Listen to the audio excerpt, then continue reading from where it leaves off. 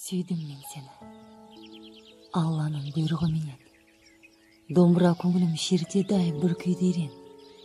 Сені кім десем мына жұрт, Құдайдың маған ұсынған үлкен үміт пен сыйлығы дерем.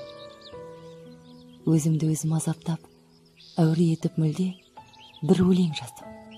Тәңірге тәубе етіп түнде. Дүниеге ең қысқа музыкасында атыңды сенің айтамын әндетіп күнде. Сенің есімін мөп-мөлдір тұма сияқты. Сенің есімін мәңгілік мұра сияқты. Сенің есімін сүйгенін күтіп сағынған жандардың жанын емдейтін дұға сияқты.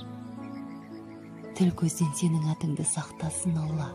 Жазылған лаухул махфуздың тақтасына да. Суретіңді салар ем атыңды жазып, қолымнан келсе жұмақтың қақпасына да. Сұлулық бар ма? Беймәлім сенің атыңда. Ұлылық бар ма? Беймәлім сенің атыңда. Кім білсін, сенің атыңды өлеңге қоссам, тарихта қалар бұйыртса менің атымда.